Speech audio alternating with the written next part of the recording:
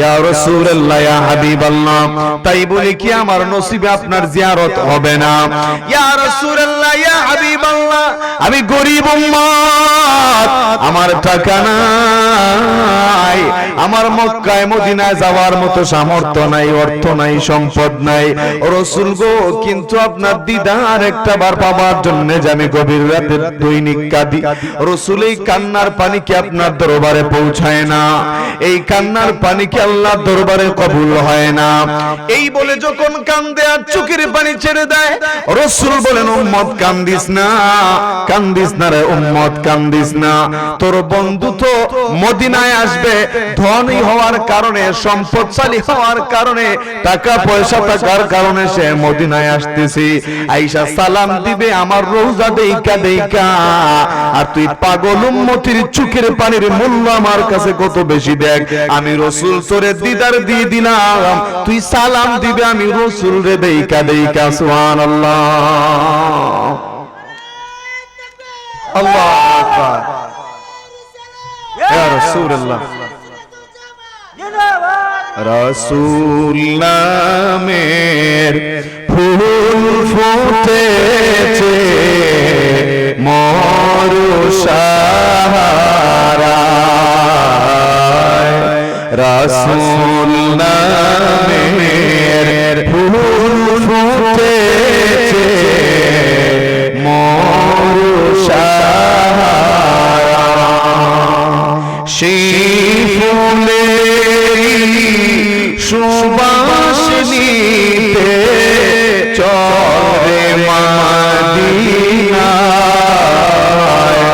রাসূল নামের ফুল ফুটেছে মরুসাহারায়,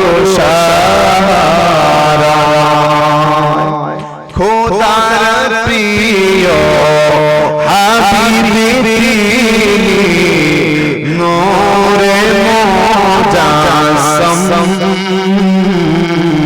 কুল মালায়েকা কাহার তরে জানায় লাখো সালাম, কুল মালায়েকা কাহার তরে জানায় লাখো সালাম, সেই নবী দিলে ভুবন মাঝে আপন কেহ নাই, ঠিক না? সেই নবী দিলে ভুবন মাঝে আপন কেহ নাই, রাসূল নামের ফুল ফুটেছে মরুসাহারায়। মারহাবা। শুধু তাই নয়, এই উম্মতগুলি যখন সাকরাতের বিছানায় পড়ে যায়, মরণ যে একদিন হবে এই বিশ্বাস আমাদের আসেনি? জোরে কোন আছে কিনা নাই? মরণ যে একদিন হবে, এই পৃথিবীতে যত দল আছে, যত মত আছে, যত বিষয়াদি আছে, সমস্ত বিষয়াদি নিয়ে মতানৈক্য রয়েছে, কিন্তু মরণ এমন একটা বিষয়, এই মরণকে নিয়ে পৃথিবীর আস্তিক বলো, নাস্তিক বলো, রাম বলো, বাম বলো, যত দলমতি পৃথিবীর মধ্যে রয়েছে, এই মরণকে নিয়ে কারো মধ্যে কোনো দ্বিধাদ্বন্দ্ব নাই, ঠিক কিনা? আমার আল্লাহ দেখে বলেন, এ দুনিয়ার মানুষ, মরণের ব্যাপারে যারা ঈমান আনয়ন করেছো, ঈমান এনেছো, বিশ্বাস করেছো, আর বিশ্বাস তো করাই লাগবে, কারণ নাস্তিকরা পর্যন্ত আল্লাহকে মানে না, কিন্তু মরণ যে একদিন হবে এটা বিশ্বাস করে, ঠিক কিনা? তবে শুনো শুনো, মরণের প্রতি যেহেতু বিশ্বাস এনেছো, ঈমান এনেছো, মরণ যে একদিন হবে, শুনো রে, মরণের সময় রূহটা বের হয়ে যাবার বেলায় যেই যন্ত্রণাটা হয়, এটাকে সাকরাতুল মাউত বলে। এই সাকরাতটা সবারই হবে, যার যার আমল অনুপাতে কষ্ট একটু কম হবে, বেশি হবে, কিন্তু রূহ বের হয়ে যাওয়ার যন্ত্রণা সবাইকেই ভোগ করা লাগবে। পবিত্র কোরআনে 26 নম্বর পারা সূরাতুল কাফের 19 নম্বর আয়াতে আমার আল্লাহ ডেকে বলেন ওয়াজাআত সাকরাতুল মাউতি বিল হক যালিকা মা কুনতা মিনহু তাহিদ। আল্লাহু আকবার। আমার আল্লাহ নিজেই সাকরাতের স্বীকৃতি দিয়ে দিয়েছেন, মরণ যে একদিন হবে এই মরণকে নিয়ে পৃথিবীর কারো মধ্যে কোনো দ্বিধাদ্বন্দ্ব নাই। কাজেই যেহেতু মরণের বেলায় আমরা একমত পোষণ করেছি, সাকরাতের বেলায়ও একমত, ঠিক না? এই সাকরাত যে হবে, ও রাসূল বলেন সাকরাতের যন্ত্রণাটা যখন শুরু হয়ে যায়, নিজের বিবি বাচ্চা পাশে বসে কাঁদতে থাকে, আপনার আমার ছোটপটানি দেখে রে তারা পাশে বসে চোখের পানি ছেড়ে কাঁদতে থাকবে, কিন্তু পৃথিবীর কেউ তখন আর কোনো কাজে আসবে না। আদরের সন্তানগুলি চোখের পানি ছেড়ে ছেড়ে কাঁদবে, বাবা গো একটা বারের জন্য জবানটা খুলেন না, কিন্তু না রে না, আর জবান খুলে কথা বলার সুযোগ থাকবে না। চামচ দিয়া পানি আইনা যখন দেখবে চটপট শুরু হয়ে গেছে, চামচ দিয়া পানি আইনা যখন মুখের কাছে দিবে, উল্টা ফেরত চলে আসবে, ভিতরে আর যাবে না। কারণ তোমার আটকুটুরি নয় দরজা, আটকুটুরি নয় দরজা বন্ধ যে আজ হলো রে হলো, মুখে আল্লাহ রাসূল সবে বলো, মুখে আল্লাহ রাসূল সবে। মালাকুল মউতের পক্ষ থেকে যখন মালাকুল মউত আসার আগে আরো 4টা ডিপার্টমেন্টের ফেরেশতারা আসেন। কয়টা ডিপার্টমেন্টের? 4টা ডিপার্টমেন্টের ফেরেশতারা আগমন করেন। ইমাম জালালউদ্দিন সুয়ুতি রাহমাতুল্লাহ আলাইহি বলেন, দুনিয়ার মানুষের আরে যখন বান্দার সাকরাত শুরু হয়ে যায়, তখন 4টা ডিপার্টমেন্টের ফেরেশতা মালাকুল মউত আসার আগে তার কাছে আগমন করে। 1 নাম্বার হলো যাকে রব্বুল আলামিন আপনারা আমার নিকট রিজিকের দায়িত্ব নির্ধারিত করে দিয়েছিলেন, এই পৃথিবীতে আমার নামে যতটুকু রিজিক বরাদ্দ ছিল ততটুকু সময় মতো আইন আমার সামনে হাজির করার জন্য একজন নির্ধারিত ফেরেশতা রয়েছে। ওই ফেরেশতা সাকরাত যখন শুরু হয়ে যায়, সর্বপ্রথম এই ফেরেশতা আয়েশা বলে, রে ভাই तमाम পৃথিবী ঘুরে ঘুরে দেখেছি, তোমার নামে আর যারা পরিমাণ রিজিক ওই জমিনের মধ্যে অবশিষ্ট নাই। কাজে আমার দায়িত্ব শেষ হয়ে গেছে, বিদায় দে, বিদায় দে, দেখা হবে কাল হাসরের কঠিন ময়দানে। আজ আমার দায়িত্ব শেষ হয়ে গেল রে। আল্লাহ আমারে দায়িত্ব দিয়েছিল তোমার নামে বরাদ্দকৃত রিজিক যেখানেই থাকুক না কেন সময় মতো তোমার সামনে প্লেটে হাজিরি করা। तमाम পৃথিবী ঘুরে ঘুরে দেখেছি, তোমার নামে আর যারা পরিমাণ রিজিক ওই জমিনের মধ্যে নাই। কাজী আমার দায়িত্ব শেষ হয়ে গেছে, বিদায় দে, বিদায় দে, দেখা হবে কাল হাসরের ময়দানে। এই বইলা যখন এই ফেরেশতা বিদায় হয়ে যায়, বান্দা সিগন্যাল পেয়ে যায় পৃথিবীতে আর তার বেশিক্ষণ বাকি নাই। আল্লাহু আকবার। এই ফেরেশতা যখন বিদায় হয়ে যায়, এরপরে দ্বিতীয় ডিপার্টমেন্টের ফেরেশতা আগমন করেন। ওই ফেরেশতা আয়েশা বলে, রে ভাই तमाम পৃথিবীর সমস্ত সাগর নদী খাল বিল নলকূপ তালাশ করে দেখেছি, তোমার নামে আর বিন্দু পরিমাণ পানি অবশিষ্ট নাই। ভাই রে ভাই, কাজেই সময় মতো তোমার কাছে রে পানি পৌঁছানোর দায়িত্ব আল্লাহ তাআলা আমারে নির্ধারিত করে দিয়েছিলেন। तमाम পৃথিবী ভ্রমণ করে দেখেছি, তোমার নামে আর যারা পরিমাণ বিন্দু পরিমাণ পানি অবশিষ্ট নাই। কাজী আমার দায়িত্ব শেষ, বিদায় দে, আমি চলে গেলাম, দেখা হবে কাল হাসরের ময়দানে। বন্ধুগণ, একটু আগে যে বলছিলাম সন্তানাদি পাশে বৈশা চামচ দিয়ে পানি আইয়া দেয়, কিন্তু ভিতরে যায় না, আবার ফেরত বাহিরে চলে আসে। কেন চলে আসে? কারণ ওই ফেরেশতা যাবার সময় পানির লাইন বন্ধ করে দিয়ে যায়। কারণ তোমার নামে আর বিন্দু পরিমাণ পানি আর বরাদ্দ নেই। এরপরে তৃতীয় ডিপার্টমেন্টের ফেরেশতা আগমন করেন। ওই ফেরেশতা আগমন করে বলে, রে ভাই আমার আল্লাহ তোমার সঙ্গে আমারে নির্ধারিত করে দিয়েছিলেন, তুমি এই পৃথিবীর মধ্যে যখন যেখানে যাইবা তোমার যতটুকু বরাদ্দ ছিল তোমার এই হাত পা সঞ্চালনের দায়িত্বে পরিচালনার দায়িত্বে আল্লাহ তাআলা আমারে নিযুক্ত করে দিয়েছিলেন। সুবহানাল্লাহ।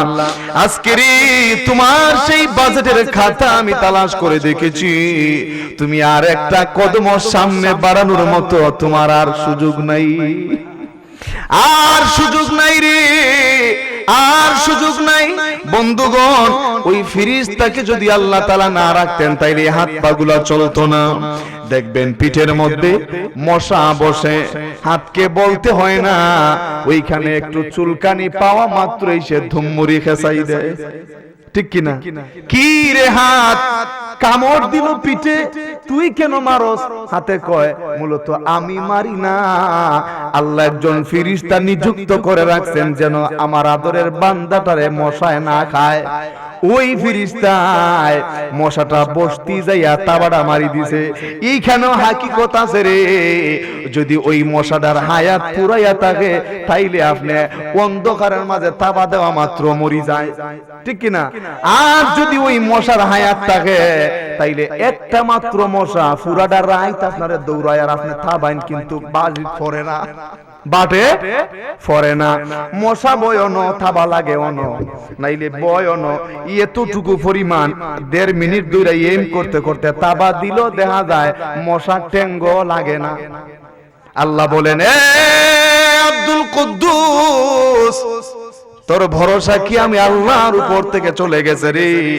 তুই যে তাবা দিলে এটার তো এখনো হায়াত আছে, কাজেই তুই এমনি ডাহাইয়া দিলা, নাইলে কয়েল ধরাই দে, কিন্তু তাবাই দে মারতে পারতে না। কারণ এই মশার হায়াত এখনো শুধুমাত্র নট অনলি হিউম্যান, শুধুমাত্র মানুষ নয়, এই পৃথিবীতে যত প্রাণী আছে আল্লাহ নির্দিষ্ট একটা হায়াত দিয়া পাঠাইছেন। তার হায়াতের একটা সেকেন্ড বাকি থাকতো আপনি তারে মারতে পারবেন না। প্রিয় ভাইরা আমার, তো ওই ফেরেশতা ঈসা বলে, রে ভাই तमाम পৃথিবী ভ্রমণ করে দেখলাম রে, তোমার আর একটা কদম ফেলার মতো জায়গা অবশিষ্ট নাই, শেষ, বন্ধ হয়ে গেছে। কাজী রে ভাই, আমার দায়িত্ব শেষ হয়ে গেছে, বিদায় দে, বিদায় দে। দেখা হবে কাল হাসরের কঠিন ময়দানে, কারণ ওই দিন আল্লাহ তাআলা এই ফেরেশতাগুলির আবার উত্তোলন করবেন ওই বান্দার জন্য, সাক্ষী দেওয়ার জন্য। হে, এই খাবারগুলা খাইয়া কি করছে? হালাল পন্থা চলছে নাকি হারাম পন্থা চলছে? এই হাতরে কোন পথে ব্যয় করছে? এই পারে কোন পথে ব্যয় করছে? মাহফিলে আসছিল না যাত্রায় গেছিল? এটা হিসাব দেওয়া লাগবে। আর ওই ফেরেশতা ওই দিন সাক্ষী দিব, এই কারণে আবার হাসরের ময়দানে উঠানো হবে। সুবহানাল্লাহ। এরপরে আসবেন এই ফেরেশতাগুলি যখন বিদায় নিয়ে চলে যায়, এরপরে আরো 8টা ডিপার্টমেন্টের ফেরেশতা আগমন করেন। তাদের নাম হলো, কোরআনে আল্লাহ তাআলা বলেন, কিরামান কাতিবিন,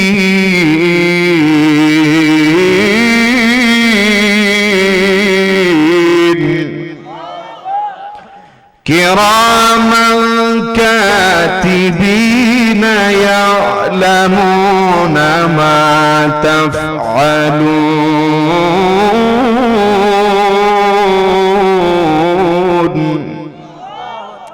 কিরামান কাতিবিন, লেখক দয়, দুইজন লেখক ফেরেশতা, দুইজন লেখক ফেরেশতা। ওই দুইজন লেখক ফেরেশতা আল্লাহ যেখানে কোরআনে প্রমাণ করে দিয়েছেন, স্বীকৃতি দিয়েছেন, তাইলে আমাদের বিশ্বাস আছে তো ইনশাআল্লাহ? আছে তো ইনশাআল্লাহ? এই কারণেই তো বলে, আচ্ছা পরে বলতেছি, এই যে কিরামান কাতিবিন যখন সামনে আইসা হাজির হয়ে যায়, একটা সার্টিফিকেট ধরায় দেয় বাইরে, এরে ভাই এই হইল তোর সারা জীবনের আমলনামা, সারাটা জীবন ভালো মন্দ যাই করেছো আল্লাহ তাআলা আমাদেরকে দায়িত্ব দিয়েছিলেন লিখে রাখার জন্য, আমরা লিখে রেখেছি। এই হইল তোমার সার্টিফিকেট রে, এই সার্টিফিকেটটা রেখে দাও। এই সার্টিফিকেট দেখে সেই অনুযায়ী তোমার রূহটা কবজ করা হবে। এই বইলা এই দুই ফেরেশতা বিদায় নিয়ে চলে যায়। এই কারণে আমরা ছোটবেলায় শুনতাম, দুই কান্দে দুই লগে তোমার দুইজন পাহারা, তোমারে কেলা বেতাহারা, ঠিক কিনা? দুই কান্দের দুইজন মালাকুল মউত আসার আগেই চলে যায়, তখনও মালাকুল মউত কিন্তু আসে নাই। ওরে দুই কান্দে দুই লগে তোমার দুইজনা পাহারা, তোমারে কেলা তোয়া পলাইবে তাহারা। তোমার আট কুঠুরি নয় দরজা, আট কুঠুরি নয় দরজা, বন্ধু যে আজ হলো রে হলো মুখে আল্লাহ রাসূল সবে বলো, ও মুখে আল্লাহ রাসূল সবে। দিবানিশি যে ছয় জনা দিত কুমন্ত্রণা, মনরে দিত কুমন্ত্রণা।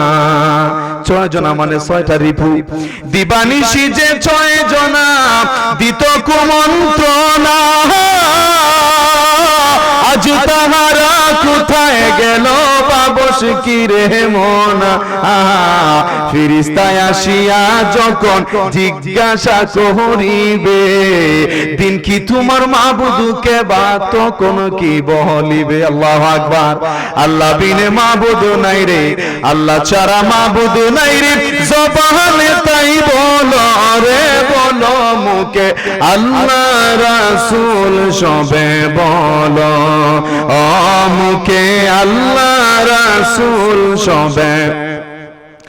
এই দুই ফেরেশতা এসে বিদায় নিয়ে যখন চলে যায়, সার্টিফিকেট দিয়ে যায়, বান্দারে এই হইল তোর সার্টিফিকেট, এই সার্টিফিকেট দিকে সেই অনুপাতে তোর সাথে ব্যবহার করা হবে, সেই অনুযায়ী তোর রূহটা কবজ করা হবে। এরপরে আগমন করেন মালাকুল মউত আজরাইল। সুবহানাল্লাহ। মালাকুল মউত আজরাইল যখন আগমন করেন, উনার সঙ্গে 500 জন ফেরেশতা থাকে। সুবহানাল্লাহ। জালালউদ্দিন সুয়ুতি রাহমাতুল্লাহ আলাইহি লিখেন, 500 জন ফেরেশতা থাকে জান্নাতের, 500 জন ফেরেশতা থাকে জাহান্নামের। সুবহানাল্লাহ। এই ফেরেশতা গুলি আইসা বান্দার এই সার্টিফিকেট খুঁজতে থাকে।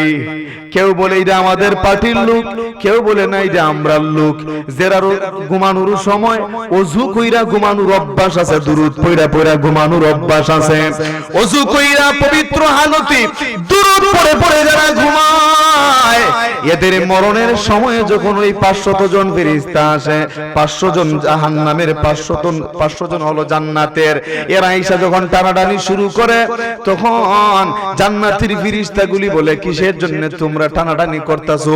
এটা তো আমরা লোক, দেখো আজকে রাত্রেও সে ঘুমানোর সময় ওযু কইরা ঘুমাইছে, আজকে রাতেও ঘুমানোর সময় তার আমলনামায় 100 বার দুরূদ শরীফ আছে। সুবহানাল্লাহ।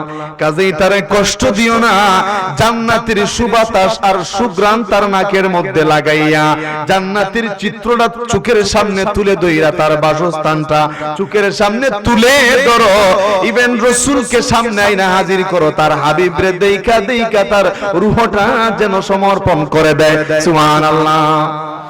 আর যদি রে ঘুমানোর সময় কি রুজু, 1 করোট ঘুমানোর পরে দেখা যায় লঙ্গি গেছে কি সানবাঙ্গার ফুল, হ্যাঁ, কিলিফান মুখ লইয়া কিসবিরি টাইন্না টাইন্না দ্বারা ঘুমায়, ফিরিস্তা আইসা টানাটানি করন লাগে না, দেখই চিনিলায় সাইটে দেখে কিসবিরি, আবালছের কোন দেখে গ্যাস লাইট, মুখের ভিতরে এখনো দেখা যায় জর্দার গন্ধ, দেখই বুঝিলায় আর কি টানাটানি করতে, এটা তো আমরা আগুন ফাটির লোক, ঠিক না? কাজে আমরা আগুন ফাটির লোক হইতাম না, জান্নাতি দলের লোক হইতাম। তাইলে একটা আমলই আজকের এই মাহফিল থেকে শুরুতে বলে যায়, রাতে যখন ঘুমাতে যাবেন ওযু কইরা নবীর উপর দুরূদ পড়া পড়া ঘুমাইবেন। পারবেন তো ইনশাআল্লাহ? হাতটা তুলে দেখান, পারবেন তো ইনশাআল্লাহ? প্রিয় ভাইরা আমার, এবার মালাকুল মউত যখন আসেন রূহ কবজের জন্য, বুকের উপর হাতটা রাখার সঙ্গে সঙ্গে বান্দার কম্পন শুরু হয়ে যায়, শরীর ঘেমে যায়।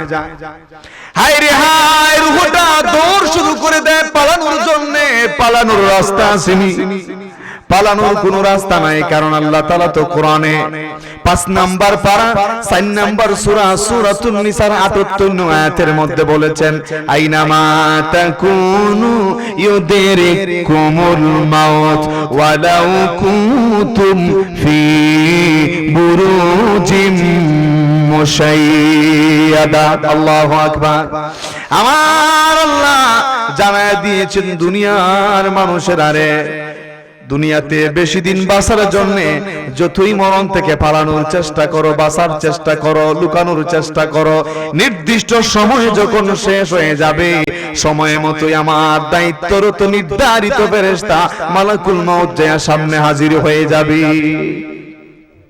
প্রিয় ভাইরা আমার, এবার মালাকুল মউত যখন সামনে হাজির হয়ে যায়, মালাকুল মউতের বিকট চেহারা দেখার পর হাত পায়ের রগগুলি টাস টাস করে ছিঁড়ে যায়।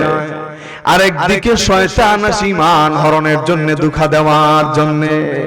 এই মুসিবত যখন শুরু হয়ে যায় রে, ওই সময় উম্মতটা যদি দুরূদ পড়নেওয়ালা হয়, আশিকে রাসূল হয়, নামাজি যদি হয়, জিকির জাকির যদি হয়, জিকির করনেওয়ালা যদি হয়, দুরূদ পয়রা পয়রা যদি জিহ্বাটারে তরুতাজা রাখনেওয়ালা হয়, আর নবীর দিদারের আশায় চোখের পানি ঝরানেওয়ালা উম্মত যদি হয়, এই মুসিবতের সময় রাসূল সামনে হাজির হইয়া দিদার দিয়া দেন। এরে উম্মত, চিন্তা করিস না, সারা জীবন রাতের বেলা ঘুমাইতে আর চোখের পানি ছেড়ে ছেড়ে দুরূদ পয়রা আমি রাসূলের দিদার পাওয়ার আশায় কাঁদতে রে, তোর চোখের পানি বিফলে যায় না, আমি রাসূল তোর সামনে হাজির হয়ে গেছি। তাকা, আমি রাসূলের নূরানি চেহারার দিকে তাকা রে, আর আমার সঙ্গে কালেমা পড়লা ইলাহা ইল্লাল্লাহু মুহাম্মাদুর রাসূলুল্লাহ সাল্লাল্লাহু আলাইহি ওয়াসাল্লাম। মরণের সময় রাসূল যেন আমাদেরকে কালেমার তালকিন দেন, সেই সৌভাগ্যটুকু যেন আল্লাহ আমাদেরকে দান করেন, বলুন আমিন। মরণের চিঠি যখন আসবে আমার, কালেমার তালকিন দিও বারে বার। মরণের চিঠি যখন আসবে আমার, কালেমার তালকিন দিও বারে বার। প্রাণ ভরে দেখব চেহারা তোমার, দেখে নাও রোজা তোমার। রাসূলুল্লাহ কি উপায় হবে আমার, বলুন রাসূলুল্লাহ কি উপায় হবে আমার। মরণে নবীজির দিদার আমরা চাই তো ইনশাআল্লাহ, তাইলে ঘুমানোর সময় ওযু করে ঘুমাইবেন, দুরূদ পড়ে পড়ে ঘুমাইবেন, এই আমলটুকু তো করতে পারবেন ইনশাআল্লাহ। রাসূলের সঙ্গে দুরূদ, রাসূলের উপর বেশি বেশি দুরূদ পড়লে হাশরের ময়দানে রাসূলের সঙ্গে মুসাফা করার সৌভাগ্য লাভ করবেন। সুবহানাল্লাহ। রাসূল বলেন, যে যত বেশি দুরূদ পড়বে সে হাশরের ময়দানে আমার তত বেশি কাছে থাকবে। সুবহানাল্লাহ। আরে পৃথিবীর মানুষ শুধু তাই নয়, এই পৃথিবী থেকে যখন তোমাকে বিদায় জানানো হবে, রূহটা যখন দেহ থেকে বের হয়ে যাবে, এই দিন মাইকের মধ্যে অ্যানাউন্স করে সবাই হাজির হবে, জানাজা পড়া হবে। জানাজার পরে কবরের দিকে যখন নিয়ে যাওয়া হবে, জানাজার মধ্যে শত শত মানুষ, হাজারো মানুষ আইসা জড়ো হবে, কিন্তু সবাই কবরের পারে যাবে না। যাবেনি? সবাই কবরের পাশে যাবে না। কিঞ্চিত পরিমাণ হাতে গোনা গুটি কয়েক মানুষ যায়, কিন্তু সবাই যায় না। যায়নি? যায় না। 10-15 জন যায়। তখন এই লোকটা কাঁদতে থাকে, এই কান্নার আওয়াজ কিন্তু জিন আর ইনসান শুনতে পায় না। হায় রে হায়, এত নিষ্ঠুর পৃথিবী, আগে যদি জানতাম রে মাওলা, একটা কদম তোমার বিরুদ্ধে দিতাম না রে আল্লাহ, একটা সেকেন্ড দুনিয়ার ধোঁকায় কাটাইতাম না রে আল্লাহ। সারাটা জীবনভর কষ্টের উপর কষ্ট করে দিন দিনকে রাত করে, রাতকে দিন করে যেই অট্টালিকা বানাইলাম রে, সেই অট্টালিকা থেকে আমার শেষবারের মতো বের করে দেওয়া হলো। আর ঘরে ঢুকানোর জন্য তো নিয়ে যাওয়া হয় না, ডাইরেক্ট কবরের দিকে হাতে পায়ে বন্দি করে যখন বান্ধিয়ে যখন ভেদে যখন কবরের দিকে নিয়ে যাওয়া হয়, এই লোকটা কান্দে, হায় রে নিষ্ঠুর পৃথিবী, কার জন্য আমি দুনিয়ার মধ্যে, কার জন্য আমি কি করলাম, হায় রে হায়। কবরে যখন নিয়ে যাওয়া হয়, কবরে নামানোর পরে দেখবেন 2-3 জন লোক সঙ্গে কবরে নামে, নামার পর লোকটা ভাবে মনে হয় এই 2-3 জন লোক আমার সঙ্গে কবরে যাবে, না রে না, কিছুক্ষণ পর দেখা যায় এই লোকগুলিও কবর থেকে উঠে চলে আসে, ভিতরে থাকে না। এই লোকটা কাঁদতে থাকে, হায় রে এই কবরে আমি কেমনে থাকবো, কোথায় আমার জাজিমের বিছানা, হায় রে হায়, কোথায় আমার জাজিমের বিছানা, কোথায় আমার অট্টালিকা। কাঁদতে থাকে। নারে তাকবীর, নারে রিসালাত, আহলে সুন্নাত ওয়াল জামাত, উত্তর বামকান্দি পশ্চিম হাটি নবী প্রেমিক সুন্নি যুব সংঘ। আমার ভাই, আপনাদের এই আসনের 22 চেয়ারম্যান পদপ্রার্থী যিনি ছিলেন, আপনাদের পরিচিত মুখ, আজ আমার সঙ্গে দেখা হয়েছে। আমি বলছিলাম যে আজকে মাহফিল বামকান্দিতে যাচ্ছি, ভাই বলছিলেন ইনশাআল্লাহ আমি একবার যাব, ওয়াদা রক্ষার্থে চলে আসেন। আলহামদুলিল্লাহ, বাইরের উপরে নিয়ে আসেন, আসেন আসেন আসেন আসেন।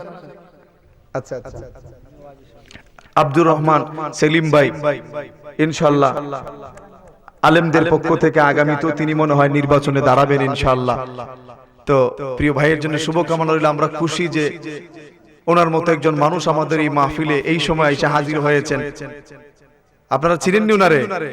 আল্লাহ যেন ভাইয়ের হায়াতে বরকত দেন, বলুন আমিন।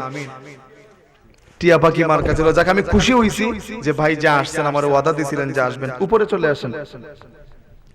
প্রিয় ভাইয়েরা আমার, এবার ওই লোকটা যখন তাকায় দেখে ওই লোকগুলিও কবরের উপরে চলে এসেছে, মনে মনে ভাবে, মনে হয় একটু ছেড় দিয়া দেন, মনে হয় কবরের উপরে আর কোনো কিছু পর্দা দিবে না। কিছুক্ষণ পরেই দেখা যায় কবরের উপরে চোরাটি দিয়া মাটি দেওয়া শুরু করে দেয়। বাস্তব কিনা?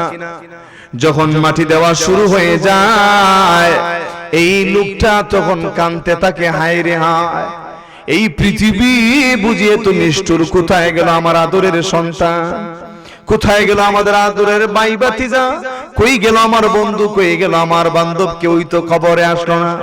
বন্ধু বান্ধব ভাই বেরাদার সকলে মিলিয়া কপাট লাগাইয়া দিবা জিন্দেগির লাগিয়া, কপাট লাগাইয়া দিবা জিন্দেগির লাগ। আজ তুই দেখো ভাই বেরাদার, বন্ধু বান্ধব নাতি, মইরা গেলে কবরেতে উইরা দিবা মাটি। কত মানুষ আইলা গেলা ভবের জনম লইয়া, মইরা গেলা যতই মরা নাইলা ফিরিয়া, ঠিক কিনা? এইভাবে যখন সবাই কবরে রেখে চলে আসে, পৃথিবীর সবাই যখন আস্তে আস্তে ভুলে যায় রে, 40 কদম পার হয়ে যখন চলে আসে, সবাই চলে আসলেও এই দুরূদ পড়নেওয়ালা, নবীর কালেমা পড়নেওয়ালা উম্মতির জন্য একজন জাবিনদার আইসা হাজির হয়ে যান। সুবহানাল্লাহ। তিনি হলেন আপনার আমার নবী রাহমাতুল লিল আলামিন। জোরে কোন সুবহানাল্লাহ, সুবহানাল্লাহ। আমার রাসূল কবরেও আসেন কিনা, আসবেন কিনা? প্রিয় ভাইরা আমার, মান হাদার রাজুলু আল্লাযী বুইসা ফিকুম, রাসূলকে দেখাইয়া যখন এই প্রশ্ন করা হয়, এক হাদিসের মধ্যে আসছে কবরে প্রশ্ন হবে 3টা, আর এক হাদিসের মধ্যে আসছে কবরে প্রশ্ন হবে 1টা। যেই হাদিসের মধ্যে আসছে কবরে প্রশ্ন হবে 1টা, এখানে বলা হয়েছে কোন প্রশ্নটা করা হবে, মান হাদার রাজুলু আল্লাযী বুইসা ফিকুম, রাসূলকে দেখাইয়া বলা হবে ওই নবী সম্পর্কে তোমার ধারণা কি ছিল? সুবহানাল্লাহ। ভিতরে আওয়াজটা ইকোটা কমে একটু আওয়াজটা উঠায় দেন, কষ্ট হইতাছে, গাইমা যাইতাছে। জিজ্ঞাসা করা হবে রাসূল সম্পর্কে তোমার কি ধারণা ছিল একটু জানতে চাই। এই প্রশ্নটা যদিও উম্মতের করা হয়, কিন্তু এর উদ্দেশ্য হলো রাসূলের দিকে, কিন্তু সরাসরি তো রাসূলকে প্রশ্ন করতে পারে না। কারণ মেরাজের রজনীতে আমার আল্লাহ যখন জিবরাইল আলাইহিস সালামকে পাঠাইছিলেন আমার রাসূলের কাছে দাওয়াত দিয়া, যারে জিবরাইল আমার হাবিব নিয়ে আসলো, আমাকে আমি দিদার দিতে চাই, সুবহানাল্লাহ। জিবরাইল আলাইহিস সালাম আসলেন, লম্বা ঘটনা, মেরাজের আলোচনা করেন আমার উদ্দেশ্য নয়, শানের রিসালাত আমার উদ্দেশ্য।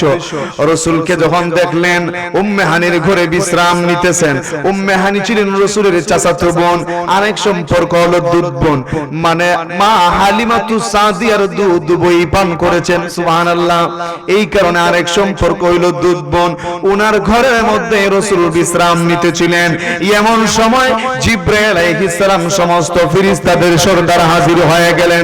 হাজির হয়ে দেখেন রাহমাতুল আলামিন বিশ্রাম নিতেছেন। কেমনে রাসূলকে ডাক দিবেন যদি বেয়াদবি হয়ে যায়? এই কারণে আল্লাহর আদেশ থাকা সত্ত্বেও বেয়াদবি হয়ে যাবে এই ভেবে হযরতে জিবরাইল আলাইহিস সালাম নবীজির কদমের তলায় জিহ্বা লাগায়া দিছে। এই ঘটনা আপনারা জানেন, আমরা গজলে তো বলতাম, জিবরাইলে হুকুম পাইয়া মক্কায় আসলেন দাওয়াত লয়া,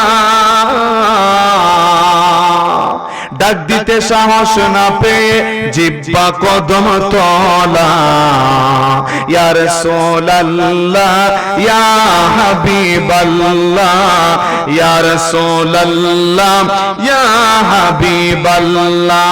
মেরাজ জানে খোদার হাবিব নবী কামলিওয়ালা, ইয়া রাসূলুল্লাহ ইয়া হাবিবাল্লাহ, ইয়া রাসূলুল্লাহ ইয়া হাবিবাল্লাহ। প্রিয় ভাইরা আমার, জিবরাইল যেখানে রাসূলকে ডাক দিল না আদবের খেলাফ হয়ে যাবে, জিহ্বা রাসূলের কদমের তলা মুবারকে লাগায় দেয়। সেখানে জুনিয়র ফেরেশতা হইল মুনকার আর নাকির, এরা কেমনে রাসূলরে প্রশ্ন করব?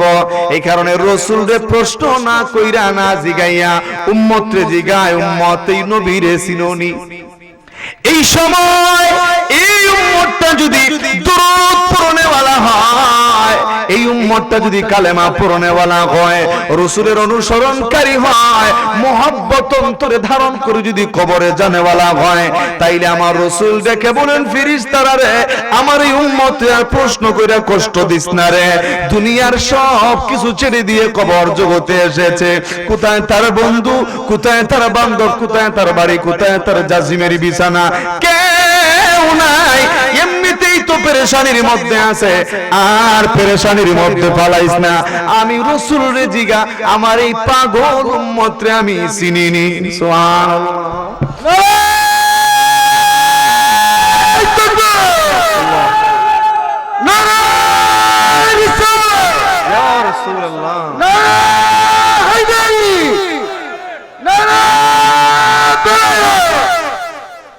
মারহাবা মারহাবা।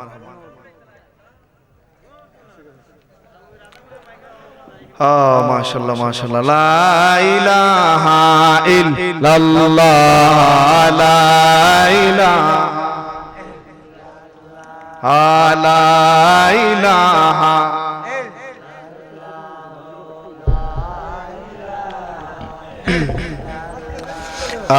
লা ইলাহা। মাইকটা বড় কষ্ট দিতেছে, টান দিলে জান বাইরে যায়। লা ইলাহা লা ইলাহা।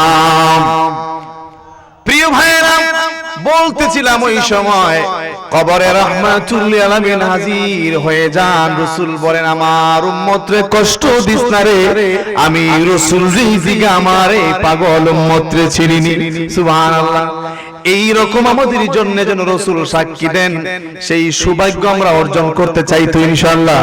চাইলে রাসূলের অনুসরণ করার মতো করা লাগবে, দুরূদ পড়ার মতোই পড়তে হবে, আদবের সাথে যেন রাসূলের রওজা মুবারক সামনে লইয়া দুরূদ পড়তেছে এই রকম একই বিশ্বাস নিয়ে পড়তে হবে, তবেই রাসূলের দিদার আমাদের ভাগ্যে জুটবে। আর যদি রাসূলের দিদার ভাগ্যে জুটে যায়, দুজাহানে সফল হয়ে যাবেন, কামিয়াব হয়ে যাবেন, কোনো চিন্তা নাই। সুবহানাল্লাহ। প্রিয় ভাইরা আমার, রাত যেহেতু গভীর হয়ে গেছে, আর 15টা মিনিট আপনারা থাকবেন ইনশাআল্লাহ। আপনাদের সামনে একখানা আয়াত তিলাওয়াত করেছিলাম, ওয়ারাফানা লাকা যিকরাক। আল্লাহর হাবিবের সম্মান সম্পর্কে আল্লাহ নিজেই স্বীকৃতি দেন। এতগুলি কথা তো শুনলাম, রাসূল উম্মতের জীবনে যেভাবে জড়িত আছেন, মরণের সময়ও আছেন, কবরেও আছেন, হাসরেও থাকবেন কিনা জোরে কান।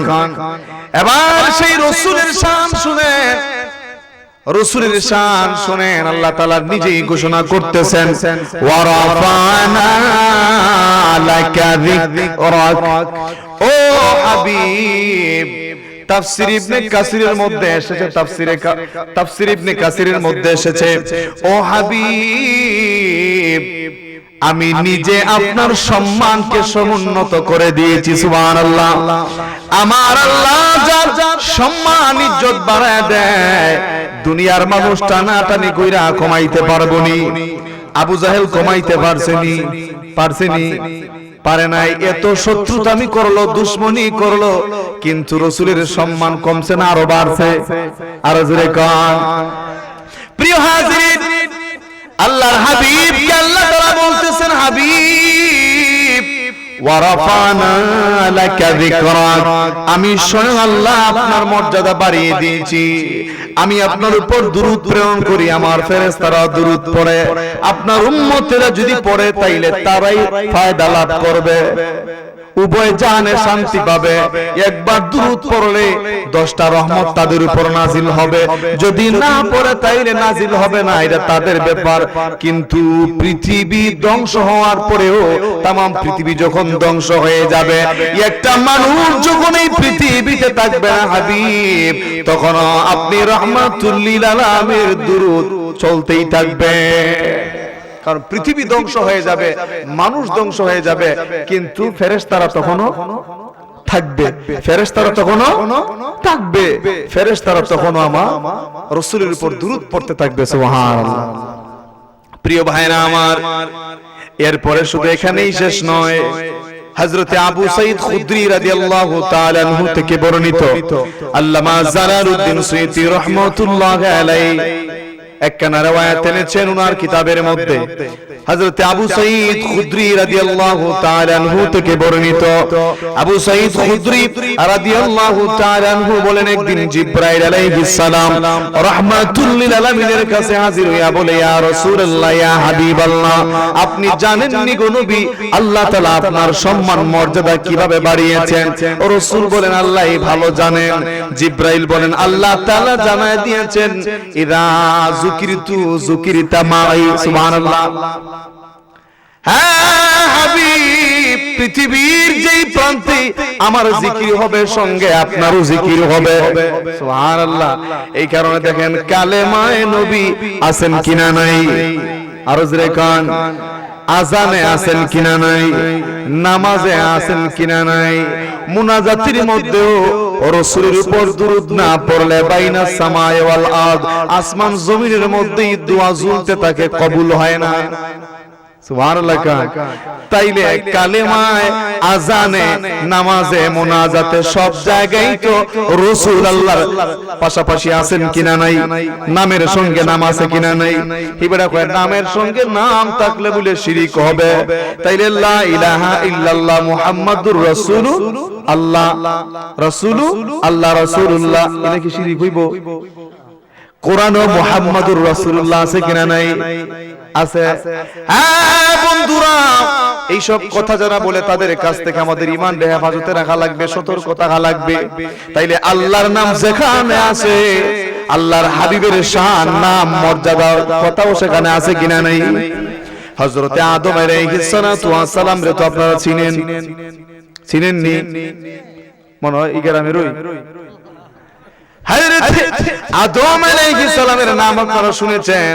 তিনি আমাদের আদি পিতা। কি আদি পিতা? আদি পিতা হযরতে আদম আলাইহিস সালাতু ওয়াস সালাম ছিলেন পৃথিবীর প্রথম আগমনকারী নবী। পৃথিবীতে আগমনকারী নবী কে? আদম আলাইহিস সালাম। আর সৃষ্টি জগতের মধ্যে প্রথম নবী কে? মুহাম্মদুর রাসূলুল্লাহ সাল্লাল্লাহু আলাইহি ওয়াসাল্লাম। প্রিয় ভাইরা আমার, আদম আলাইহিস সালাতু ওয়াস সালাম যখন পৃথিবীতে আগমন করলেন, আগমন করার পরে উনার যতটুকু সময় ছিল, মেয়াদ ছিল, উনার যখন শেষ পর্যায়ে চলে আসলেন, উনি হযরতে শীশ আলাইহিস সালামকে ডেকে আনলেন। জুরকানি শরীফের মধ্যে আসে হযরতে শীশ আলাইহিস সালামকে ডেকে এনে বললেন, ওরে শীশ, আমার পরে তুমি পৃথিবীতে নবী হবে। সুবহানাল্লাহ। আদম আলাইহিস সালামের পরে নবী কে ছিলেন? শীশ আলাইহিস সালাম। আমরা আমাদের রাসূলের যেটা নসবনামা পড়ি, এই নসবনামার মধ্যে এটাই পাই। জনাবে হযরত আদম के बेटे शीश, शीश के बेटे यानूस, यानूस के बेटे केनान, केनान के बेटे मलहलिल, मलहलिल के बेटे यारब, यारब के बेटे मुतफश्शिख, मुतफश्शिख के बेटे लमाक नेक नाम, लमाक नेक नाम के बेटे नूनू, के बेटे समसम, के बेटे जुल्हाब, जुल्हाब के बेटे सालेह, सालेह के बेटे आबिर, आबिर के बेटे ताता, ताता के बेटे राबा, राबा के बेटे सारूस, सारूस के बेटे नागुर, नागुर के बेटे तारिक, तारिक के बेटे इब्राहिम खलीलुल्लाह, इब्राहिम खलीलुल्लाह के बेटे इस्माइल जाबेउल्लाह, इस्माइल जाबेउल्लाह के बेटे केदार, केदार के बेटे अबहम, अबहम के बेटे हामोल, हामोल के बेटे साबित, साबित के बेटे सुलाइमान, सुलाइमान के बेटे लाइसा, लाइसा के बेटे लियादा, लियादा के बेटे ऊद, ऊद के बेटे अफवा, अफवा के बेटे अदनान, अदनान के बेटे माद, माद के बेटे नजर, नजर के बेटे मुजर, मुजर के बेटे इलियास, इलियास के बेटे मुद्रिका, मुद्रिका के बेटे खुजैमा, खुजैमा के बेटे किनाना, किनाना के बेटे नजर, नजर के बेटे मालिक, मालिक के बेटे फिहौर, फिहौर के बेटे गालिब, गालिब के बेटे लुई, लुई के बेटे काब, काब के बेटे मुर्रा, मुर्रा के बेटे कुसई, कुसई के बेटे अब्द मन्नाफ, अब्द मन्नाफ के बेटे हाशिम, हाशिम के बेटे अब्दुल मुत्तलिब, अब्दुल मुत्तलिब के बेटे अब्दुल्लाह, अब्दुल्लाह के बेटे मुहम्मदुर रसूलुल्लाह।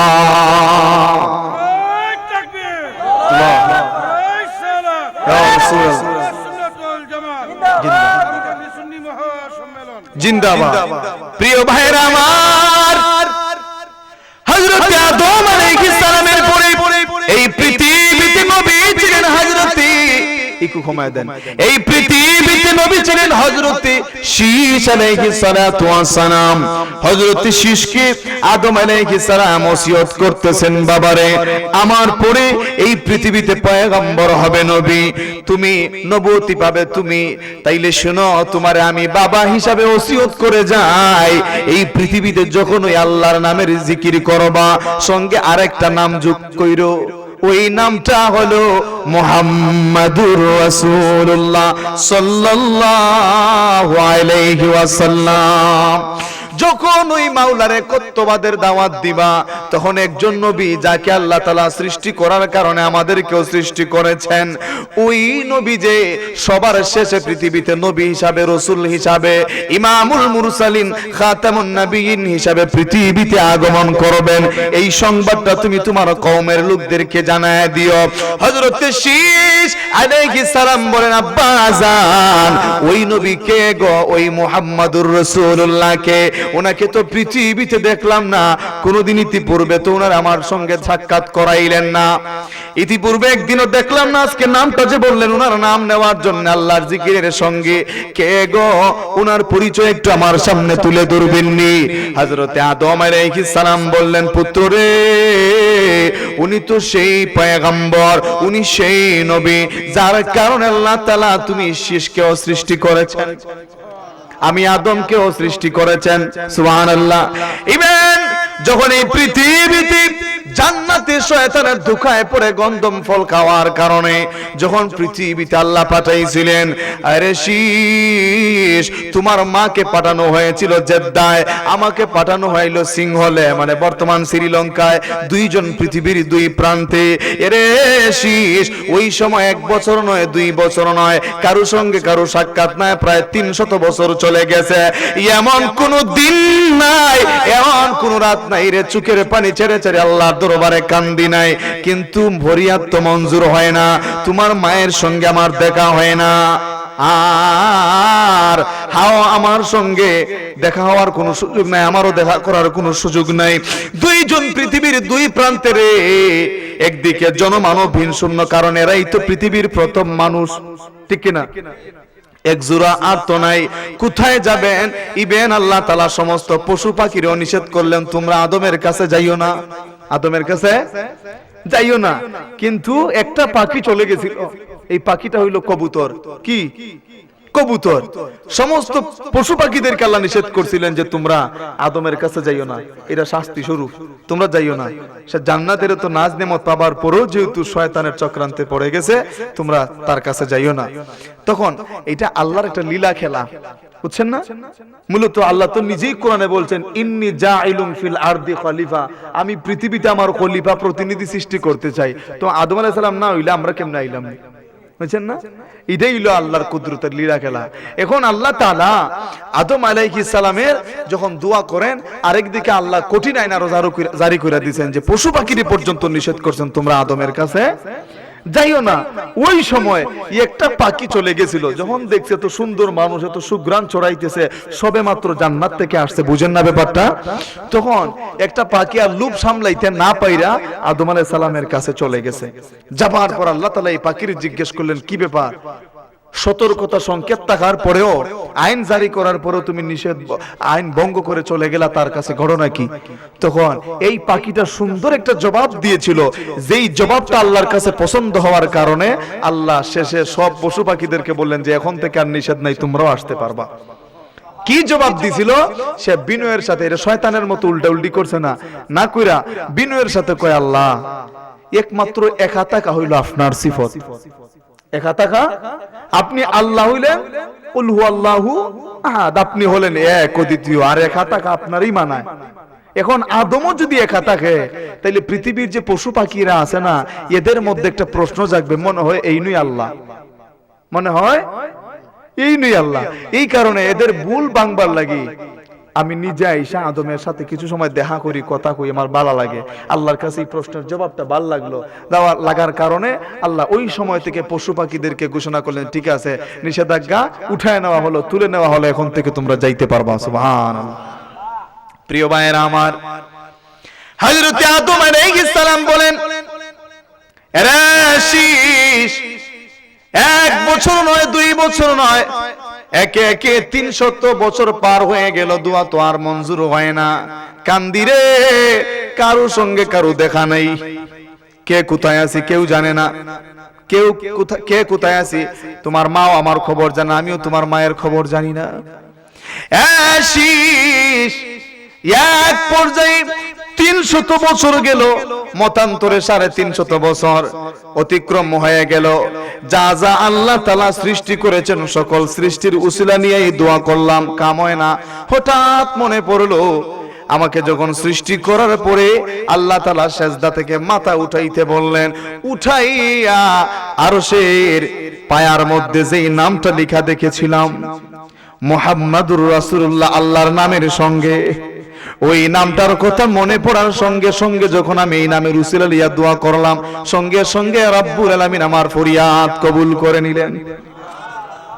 তোমার মায়ের সঙ্গে আমার দেখা হয়ে গেল, একে অপরকে খুঁজে পাইলাম। আল্লাহ জানায় দিলেন, আদম রে, যদি তুমি এই 300 বছর নয়, আর প্রথম দিনই যদি এইভাবে দোয়া করতা, এই আমার হাবিবের উসিলা নিয়ে দোয়া করতা, প্রথম দিনই তোমার দোয়া আমি আল্লাহ কবুল করে নিতাম। প্রিয় ভাইরা আমার, হযরত আদম আলাইহিস সালাম ওসিয়ত করলেন, তাইলে শোনো, এখানেই শেষ নয়। আমাকে সৃষ্টির পরে যখন আমি সিজদা থেকে মাথা উঠাইলাম, উঠায় দেখি আরশের প্রতিটা পায়ার মধ্যে কোনায় কোনায় আল্লাহর নামের সঙ্গে ওই নবীর নাম লেখা। জান্নাতের হুর গেলমানদের চোখের মনিতে মনিতে কপালের মধ্যে ওই নবীর নাম লেখা। জান্নাতের প্রতিটি গাছের পাতায় পাতায় ওই নবীর নাম লেখা। প্রতিটি দরজা জানালায় ওই নবীর নাম লেখা। সুবহানাল্লাহ। আমি আল্লাহকে প্রশ্ন করলাম, মালিক, পৃথিবীতে তো মানুষ হিসেবে আমারই প্রথম বানাইলেন, তাইলে এই নামটা কার? আপনার নামের সঙ্গে লিখা। আল্লাহ জানাইলেন আদম উনি হলেন আমার হাবিব, যাকে সবার শেষে পৃথিবীতে আমি নবী হিসাবে প্রেরণ করব, উনার উসিলাই আমি তুমি আদমকে সৃষ্টি করেছি। এই নবীর মর্যাদা আছে কিনা নাই? প্রিয় ভাইয়েরা আমার, এই রাসূলকে সামারাসটা তুলে দিচ্ছি, এই রাসূলকে এখন পৃথিবীতে যখন আল্লাহ পাঠাইবেন আমাদের নবীকে, সমস্ত নবীগণ শুধুমাত্র আদম আলাইহিস সালাম নয়, হযরত ঈসা রূহুল্লাহ পর্যন্ত সমস্ত নবীগণ তাদের কওমের লোকদেরকে এই নবীর আগমনী বার্তা জানাইছেন। আমার রাসূল যখন পৃথিবীতে আসবেন তখন আল্লাহ তাআলা কত উত্তম পদ্ধতি অবলম্বন করে পাঠাইছেন। আমাদের মধ্যে যারা বলে রাসূল আমাদের মতো মানুষ, কেমনে মেনে নেওয়া যায় দেখেন। হ্যাঁ ভাইরা, কেমনে সহ্য করা যায় দেখেন। আমার আল্লাহ আমার নবীকে পৃথিবীতে পাঠানোর সময় কত উত্তম পদ্ধতি অবলম্বন করেছেন। এটা তো হবিগঞ্জ জেলায় পড়ছে নাকি? ব্রাহ্মণবাড়িয়ায় চতুরা দরবার শরীফের নাম শুনছেন নি? পীর আল্লামা এম এ আব্দুল খালেক, তিনি একজন প্রফেসর ছিলেন ওই সময়ের। প্রফেসর আল্লামা আব্দুল খালেক রাহমাতুল্লাহ আলাইহি উনি রাসূলের সিরতের উপর একটা কিতাব লিখেছেন, সাইয়্যিদুল মুরসালিন, বাংলা ভাষায় লিখিত শ্রেষ্ঠ রাসূলের সিরতের কিতাব।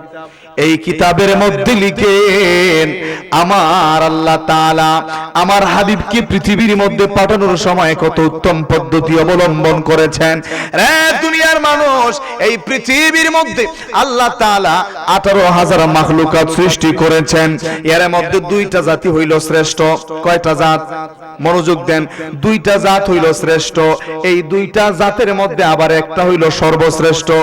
এটা কোনটা? মানুষ। এই মানুষের মধ্যে আবার অবস্থানের দিক দিয়ে দুইটা ভাগ আছে, একটা হইল আরবি আর একটা হইল আজমি। আরবি আর আজমিদের মধ্যে শ্রেষ্ঠ হইল আরবিরা। কারা? আরবিরা। এই আরবের মধ্যে যত বংশ আছে, যত গোত্র আছে, যত গোষ্ঠী আছে, এর মধ্যে শ্রেষ্ঠ বংশ হইল কুরাইশ বংশ। জোরে কোন? কুরাইশ বংশ। এই কুরাইশ বংশের মধ্যে যত খানদান আছে, পরিবার আছে, সমস্ত খানদানের মধ্যে সেরা খানদান, শ্রেষ্ঠ খানদান হইল হাশেমি খানদান। সুবহানাল্লাহ। ওই যে আমরা মিলাদে পড়ি, কুরাইশ বংশ সেরা বংশ, উঁচু তাহার শান, তাহার মাঝে শ্রেষ্ঠ আবার হাশেমি খানদান। নবীজি আল্লাহ আল্লাহ লা ইলাহা ইল্লাহু আল্লাহ আল্লাহ।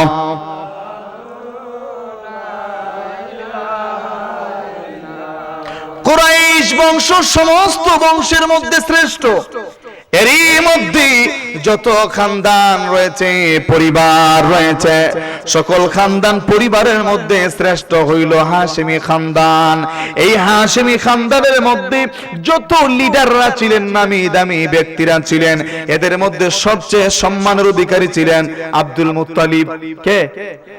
একদিকে আরবের মধ্যে শ্রেষ্ঠ ব্যবসায়ীদের একজন, আরেকদিকে তিনি ছিলেন কানায়ে কাবার মুতাওয়াল্লি, আবার কুরাইশ বংশের সর্দার।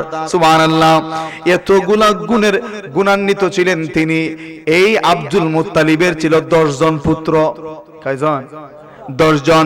এই 10 জন পুত্রের মধ্যে চরিত্রের দিক দিয়া, সৌন্দর্যের দিক দিয়া, আদব কায়দার দিক দিয়া, সম্মান মর্যাদার দিক দিয়া শ্রেষ্ঠ ছিলেন হযরতে আব্দুল্লাহ। সুবহানাল্লাহ। আমার আল্লাহ তাআলা হযরতে আব্দুল্লাহ মাধ্যমে আমার নবীকে এই পৃথিবীর মধ্যে পাঠিয়েছেন। তাইলে দেখেন, জাতিতে শ্রেষ্ঠ, এই শ্রেষ্ঠ জাতির মধ্যে আবার দুইটা ভাগ, আরবি আজমি। এর মধ্যে আরবির মধ্যে পাঠাইছেন। এর মধ্যে বংশের মধ্যে শ্রেষ্ঠ বংশ কুরাইশ বংশে, পরিবারের দিক দিয়ে শ্রেষ্ঠ পরিবার হাশেমি পরিবারে। এরপরে হাশেমি পরিবারের মধ্যে যত লিডাররা ছিলেন, এর মধ্যে শ্রেষ্ঠ ছিলেন আব্দুল মুত্তালিব। আব্দুল মুত্তালিবকে ব্যবহার করেছেন। আব্দুল মুত্তালিবের 10 জন পুত্রের মধ্যে শ্রেষ্ঠ ছিলেন আব্দুল্লাহ। এই আব্দুল্লাহকে রাসূলের পিতা হিসাবে আল্লাহ তাআলা মনোনীত করেছেন। সুবহানাল্লাহ। হ্যাঁ, তাইলে দেখেন আল্লাহ তাআলা তার হাবিবকে এই পৃথিবীতে পাঠানোর জন্য কত উত্তম পদ্ধতি অবলম্বন করেছেন। সুবহানাল্লাহ। ঠিক কিনা? আর আমরাও তো মদ্রিস ভাই স্যার ঘরে ভাড়াই দিলি হয়। ঠিক কিনা? হাইরে কিন্তু আল্লাহ তার হাবিবকে পৃথিবীতে পাঠাইতে যে কতটুকু প্রসেস অবলম্বন করেছেন, উত্তম পদ্ধতি অবলম্বন করেছেন, এরপরে তার হাবিবকে পৃথিবীতে পাঠিয়েছেন। ওই যে আমরা এরপরে গজলে কই, কঠিন মরুর দেশে আসলেন মানব বেশে, কোন সাধনে পাইলেন আব্দুল্লাহ গো, আপনাকে দেখিবার মনে চায়। প্রিয় ভাইয়ের আমার, তাইলে এই রসুলের সম্মান পুরো রাত্র বর্ণনা করলেও শেষ করা যাবে না। আর আজ যেহেতু গভীর হয়ে গেছে, আলোচনা ওইদিকে আর নেওয়ার দরকার নাই। শুধুমাত্র এই রসুলের উম্মতের কত মর্যাদা 5টা মিনিটে সামারাইজটা বলে আলোচনা শেষ করে দিচ্ছি। আছেন তো আপনারা? কালেকশন করবো ইনশাল্লাহ। এই উম্মতের মর্যাদা দেখেন, রসুলের যেমন মর্যাদা এই উম্মতেরও মর্যাদা। জান্নাতের মধ্যে সর্বপ্রথম কোন উম্মত প্রবেশ করবে? উম্মতে মুহাম্মদী। কারা? উম্মতে মুহাম্মদী। এই উম্মতের জন্য আল্লাহ তাআলা বিশেষ কিছু অফার দিয়েছেন। এই অফারগুলো যদি আমরা ফলো করি, তাইলে গবেষণা করলে দেখা যায় মূলত জাহান্নাম উম্মতে মুহাম্মদীর জন্য না। সুবহানাল্লাহ। জাহান্নাম মূলত উম্মতে মুহাম্মদের জন্য না। তারপরও যাইব এরা কারা? বালহুম আদাল উলাইকা কাল আনাম, চতুষ্পদ জানোয়ারের চেয়েও যারা নিকৃষ্ট হয়ে যায়, এরা তো আর কিছু কপাল পোড়া কিছু করার নাই। কিন্তু মূলত যারা ঈমান এনেছে ও রাসূলকে কিছুটা হলেও ফলো করেছে, এরা জাহান্নামে যাইবার সুযোগ নাই। যদিও যায় আবার নাজাত পেয়ে যাবে। কিভাবে দেখেন, আল্লাহ তাআলা কত সুন্দর সিস্টেম করে দিলেন। তার হাবিবকে জানায় দেন, হাবিব আপনার উম্মতের জন্য বিশেষ কিছু অফার আমি আল্লাহ রাখছি, আপনি তা উম্মতদেরকে জানায় দেন। কি অফার? দৈনিক 5 ওয়াক্ত নামাজ আছে কিনা নাই? এই 5 ওয়াক্ত নামাজের মধ্যে দেখেন, যদি কেউ জোহরের নামাজ মানে ধরেন ফজরের নামাজ যদি কেউ জামাতের সাথে আদায় করে বা সঠিক সময়ে যদি আদায় করে, আর জোহরের নামাজও যদি আবার সময় মতো সঠিক নিয়মে আদায় করে ফেলে, তাইলে মধ্যখানে যে গুনাহ হয় আল্লাহ তাআলা মাফ করে দেয়। তাইলে 5 ওয়াক্ত যদি নামাজ পড়ে এই বান্দার আর কোনো গুনাহ থাকবার কথা? তারপরেও বলেন, যদিও কিছু তাইকা যায়, তাইলে তোমাদের জন্য আর একটা সুযোগ আছে। দেখো কয়েকটা সালনি আল্লাহ ফিটিং করে রাখছেন, চালুনি এই গুনারে সাক্ষা রাখবার লাইগা, জান্নাতে তোমারে রিফ্রেশ করে ঢুকাইবার লাইগা। যদি 5 ওয়াক্ত নামাজ পড়ো তাইলে তো গুনাহ থাকবার কথা না। তারপরেও যদি থেকে যায় তাইলে জুমার দিন আছে কিনা নাই? এটা কি বড় আওয়াজে কথা কইতাছে দেখেন। এরপরেও যদি গুনাহ থেকে যায় তাইলে জুমার দিন সপ্তাহের শ্রেষ্ঠ দিন, সাইয়্যিদুল আইয়াম। রাসূল বলেন, কেউ যদি যেই ব্যক্তি গত জুমা সময় মতো আদায় করলো, যেই ব্যক্তি জুমার দিনে জুমার হক আদায় করে নামাজটা ঠিকঠাক মতো আদায় করলো, সে যদি পরবর্তী জুমাও ঠিকঠাক মতো আদায় করে নেয়, তাইলে 2 জুমার মধ্যবর্তী গুনাহ মাফ হইয়া যায়। এরপরেও যদি কিছু গুনাহ থেকেই যায়, তাইলে আরো সুযোগ আছে। রাসূল বলেন, শবে বরাত, কি তারিখ? শবে বরাত শাবানের 14 তারিখ দিবাগত রাত, 15 তারিখ যেটা আপনারা বলেন। এখন দেখেন এই শাবানে যে শবে বরাত সামনে আসতেছে নি, এই শবে বরাতের জন্য বিশেষ অফার রয়েছে। গত শবে বরাতে যারা চোখের পানি ছেড়ে কেঁদেছে, আগামী শবে বরাতও যারা কাঁদবে, চোখের পানি ছাড়বে, নামাজে ইবাদতে বন্দেগীতে তিলাওয়াতে কাটাবে, জিকিরে কাটাবে, তাদের এই মধ্যখানের গুনাহ মাফ হয়ে যায়, 1 বছরের গুনাহ মাফ। এরপরেও যদি তাকে বলেন নৈরাশ হইও না, রমজান রইছে, কিতা রইছে? রমজান রইছে, চিন্তা কইরো না রে। যারা গত রমজানের 2-1টা বাঙ্গি ডাইলে বড় হাইয়া, তোমরা চিন্তা করো না, আগামী রমজান যদি ঠিকঠাক মতো পালন কইরা লাইতে পারো, তাইলে আল্লাহ রাব্বুল আলামিন ওই রমজান থেকে নিয়ে এই রমজান পর্যন্ত মধ্যখানের 1 বছরের গুনাহ মাফ করে দেয়। এরপরেও যদি 2-1টা বাঙ্গি হইলায়, তার জন্য সুযোগ আছে। রাসূল বলেন চিন্তা করিস না, আল্লাহ তোর মতো বান্দার জন্য সুযোগ রাখছেন। কি সুযোগ? 2-3টা যারা বাঙ্গি লাইছে, লহর শহর কইরা লাইছে, এদের জন্য সুযোগ রয়ে গেছে। কি সুযোগ? সবে কদর। কি সবে কদর? বলেন যদিও 2-1টা বাঙ্গি লাইছস, নইরা সইস না, আর বাঙ্গিস না। সবে কদর রয়ে গেছে, যদি মাফ চাইতে পারস, চোখের পানি ছাড়তে পারস রে, 1 ফোঁটা চোখের পানি মাছির মাথা পরিমাণ হইয়া নাকের ডগায় পৌঁছতে দেরি হবে, তোর গুনাহ আল্লাহ মাফ করতে দেরি করবে না। আর এই সবে কদর 1000 মাসের চেয়েও শ্রেষ্ঠ, উত্তম। তো এই 1000 মাস যদি মুফাসসিরিনে কেরামগণ বলেন যদি 1000 মাসও ধরা হয়, তাইলে 1000 মাসে প্রায় 84 বছর প্লাস হয়। 84 বছর 4 মাসের মতো হয়। তাইলে আমরা বাঁচি কয়দিন? বাঁচমু কয়দিন? হ্যাঁ, আসি কয়দিন? তো অগ্রিমও কিছু মাফ হয়ে যাইব কি? সুবহানাল্লাহ। এরপরেও যদি রে সবে কদরের রাতে দিনের বেলায় রোজা রাইখা লেজিম হয়ে গেছো, কি দিনে আবার মাঠে কাজও করছো, এরপরে যদি দেখা যায় মসজিদের মধ্যে আইয়া এসি সারা পাইয়া তোমার ঘুমে ধরিলায়, যায় নামাজ রে লইসলাই, নামাজ পড়তাই কিন্তু 4 ভাঙ্গা দা গারের তলে ফালাইয়া ঘুম ধরাই লইছো, যদি এমন হয় তোমার জন্য সুযোগ আছে 2 ঈদের রাত। 2 ঈদের রাত। বান্দা যদি ঘুম ভাঙ্গে ফজরের আজানে আফসোস যদি করো, তাইলে পুরা রাতের সওয়াব পাইবা। আফসোস যদি করো, আল্লাহ নিয়ত করছিলাম কিন্তু সবে কদর তো চলে গেল, পাইলাম না, তাইলে চিন্তা করিস না, 2 ঈদের রাত বড় ফজিলতপূর্ণ। ঈদের রাত বাকি রয়ে গেছে। ঈদের রাতেরই যখন পুরা পৃথিবীর মুসলিম জাহানের মধ্যে যখন আনন্দ উল্লাস দেখা দেয়, সবাই নতুন কাপড় চোপড় কেনাকাটায়, খাবার দাবার নিয়ে ব্যস্ত, এই সময় যদি তোমার গুনাহ মাফের চিন্তায় তুমি চোখের পানি ছেড়ে দিতে পারো, এই ঈদের রাত তোমার জন্যই মূলত ঈদ হবে। সুবহানাল্লাহ। তাইলে তোমার জন্য সুযোগ রয়ে গেল। এরপরে যদি ঈদের রাত চলে যায়, এমবি বিলাসও যাইয়া কাপড় চোপড় কিনতে কিনতে রাত খাড়াইলেইছ, আইতে পারছস না টাইম মতো, টেম্পু না ভাই, আইতে আইতে আইতে রাত শেষ। কিতা করবে রে বান্দা? চিন্তা করিস না, তোর জন্য আরো ব্যবস্থা রইছে। ঈদগাতে একটু চেষ্টা কইরা সবার আগে যাইস। সুবহানাল্লাহ। বান্দা রে আমার উম্মত, ঈদগাহে একটু আগে যাইস, গেলে কি হবে?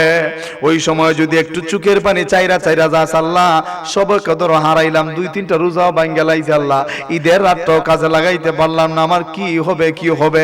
আগামী বছর বাঁচবো নাকি মরবো গো আল্লাহ আমি তো জানি না। যদি না বাঁচি, আমার গুনাহ লইয়া যদি কবরে যায়, আমার কি অবস্থা হবে? এই চিন্তা কইরা কইরা মন মরা হইয়া যখন চোখের পানি চাইরা চাইরা ঈদগাতে যাবেন, রাসূল বলেন ফেরেশতারা ওইখানে দাঁড়ায় থাকে তোর মতো উম্মতের সঙ্গে মুসাফা করার জন্য।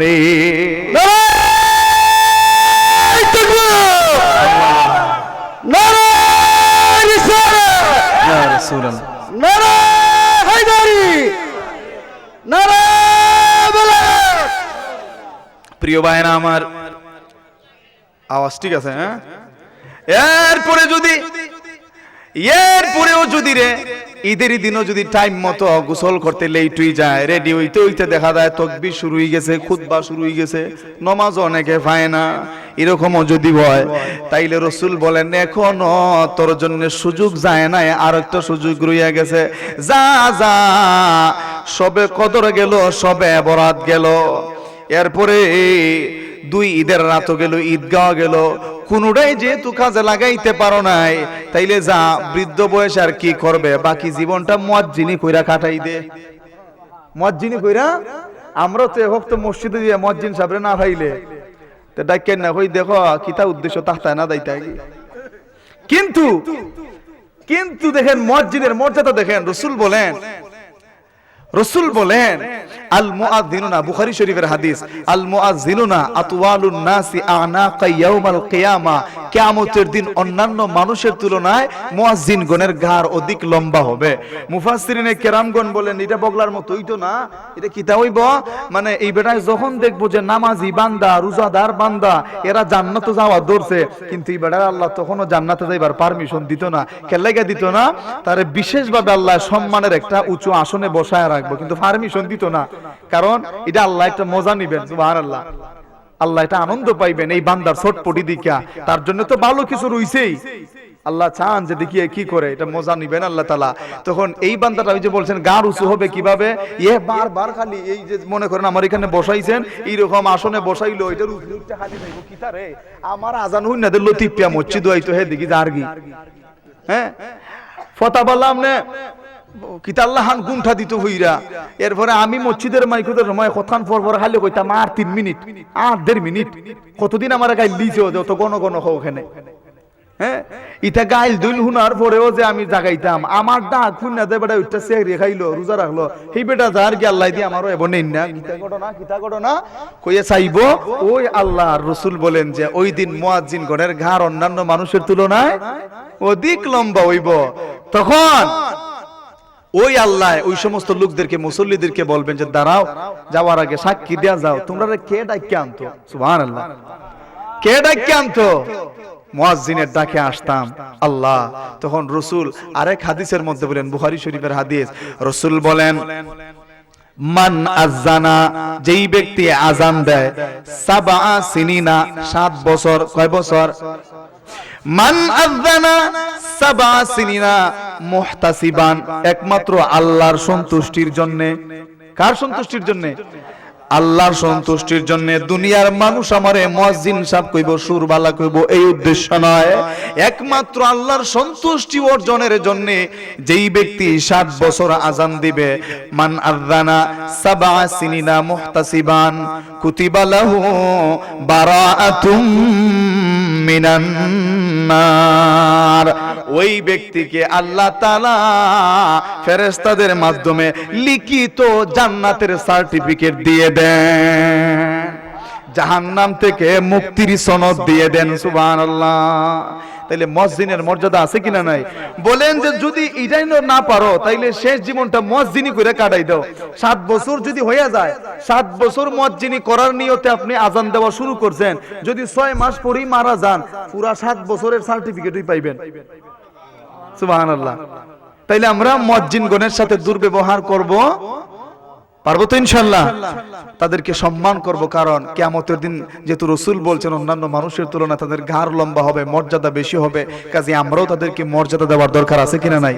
তাইলে প্রিয় ভাইরা আমার, এতগুলো সুযোগ যেহেতু এই উম্মতির জন্য রয়েছে, এই সুযোগগুলো আমাদের কাজে লাগানোর দরকার আছে কিনা নাই? আর যদি আমরা এই সুযোগগুলো কাজে লাগাই তাইলে গবেষণা করলে দেখবেন, একটু চিন্তা করলে দেখবেন, মূলত জাহান্নাম আমরার লাগা না। এত সুযোগ সুবিধা থাকার পরেও যদি কোনো বেটা জাহান্নামে উই যায়, তাইলে রাসূল তার থেকে মুখ ফিরায় নেবেন, ওই দিন রাসূল মুখ ফিরায় নেবেন। রাসূল হাদিস শরীফের মধ্যে বলছেন যে কিছু কিছু গুনাহ আছে, যেই গুনাহ করলে রাসূল বলেন ফালাইসা মিন্না, বারবার বলছেন ফালাইসা মিন্না, এরা আমাদের অন্তর্ভুক্ত নয়, আমার উম্মতের অন্তর্ভুক্ত নয়। তো রাসূল যারে উম্মত কইবেন, হ্যাঁ না গুনাহগার হইল মুক্তি পাইব। রাসূল যদি উম্মত বইলাই পরিচয় না দেন তাহলে মুক্তিটা করব কেডা? এই কারণে রাসূল অসন্তুষ্ট হন এমন কোনো কথা আমরা বলবো না, রাসূল অসন্তুষ্ট হন এমন কোনো কাজ আমরা করব না, রাসূল আমাদের প্রতি নারাজ হন এমন কোনো আচরণ আমরা করব না। প্রিয় ভাইরা আমার, আজকের এই আলোচনা থেকে আমরা যা কিছু শুনলাম বললাম, এর উপর যেন আল্লাহ আমাদেরকে আমল করার তৌফিক দেন, বলুন আমিন। এই মাহফিলখানা, এই ময়দানে প্রতি বছর হোক, আপনাদের এই আশা আসেনি, চাওয়া আসেনি? চান তো আপনারা? কে কে চান? হাতটা তুলে আল্লাহর একটু দেখান তো দেখি। মাশাআল্লাহ মাশাআল্লাহ, হাত নামান, রাত গভীর হয়ে গেছে, হাত তুলুল্লাহ তুনা, আল্লাহ এমনি দেখবা। এখন ঘটনা হইল উত্তর বামকান্দি পশ্চিমহাটি নবী প্রেমিক সুন্নি যুব সংঘের উদ্যোগে প্রথম বার্ষিকী সালে সব মাহফিল, প্রথম বার্ষিকীতে আপনারা এই মধ্যরাত পর্যন্ত যেভাবে বসে আছেন, আমার বিশ্বাস আগামী তো ইনশাআল্লাহ এর চেয়ে বেশি মানুষ হবে, এর চেয়ে বেশি আরো জমজমাট হবে, এর চেয়ে ভালো আয়োজন হবে ইনশাআল্লাহ। এই বছর যেভাবে আপনারা সহযোগিতা করেছেন, আমার অনুরোধ আপনারা আগামী বছরের জন্য কিছু সহযোগিতা করে যাবেন, এখন কিছু প্রতিশ্রুতি দিয়ে যাবেন, তাইলে আয়োজক ভাইয়েরা একটু সাহস পাবে আগামী বছর আবার আয়োজনটা করার, ঠিক কিনা? তাইলে আগামী বছরের মাইকটা কে দিবেন? কেউ আসেননি একজন ভাই যে আগামী বছর মাহফিলের মাইকটা আমি দেব? কেউ একজন আসেননি?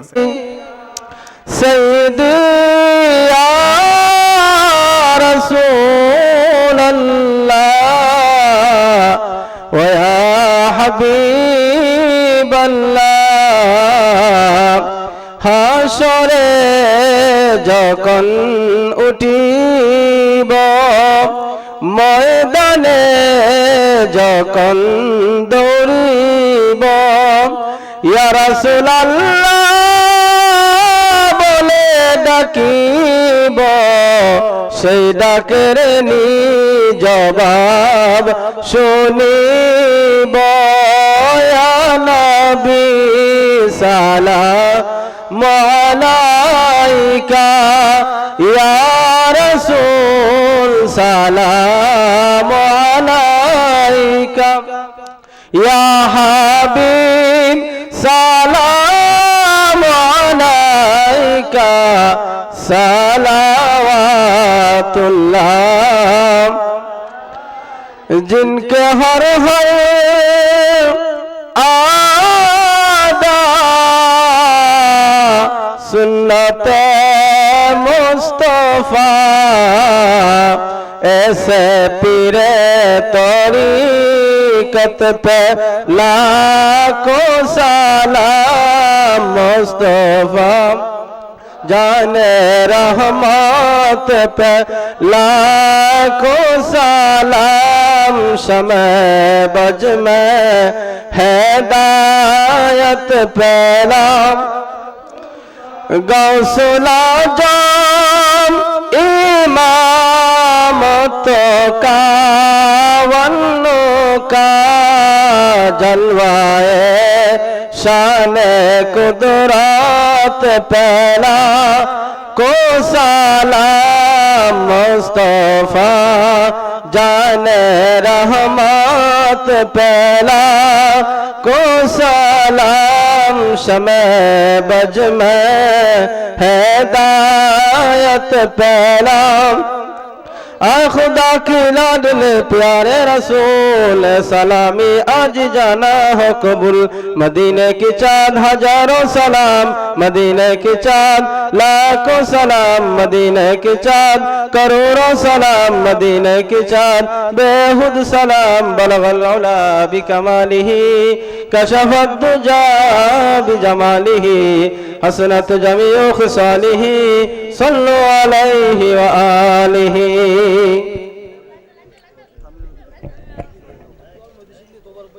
জি সম্মানিত উপস্থিতি আপনারা দিনের মধ্যভাগ থেকে রাতের মধ্যভাগ পর্যন্ত কষ্ট করে বসে বাচ্চারা কষ্ট করে বসেছেন আল্লাহর কাছে আমরা দোয়া করব যে আল্লাহ যেন আমাদের এই বসাটুকুরে কবুল করেন ঠিক কি না তো সেই মোনাজাতে কেউ কথা বলবেন না আল্লাহ যেন এই গভীর রাত পর্যন্ত কষ্ট করে বসাটুকুরে কবুল করেন আর আরেকটা লিস্ট এসেছে আরো কিছু মা বোনেরা সহ আরো কিছু ভাইয়েরা দান করেছেন আমি তাদের নামটা শুধু একবার বলে ফেলি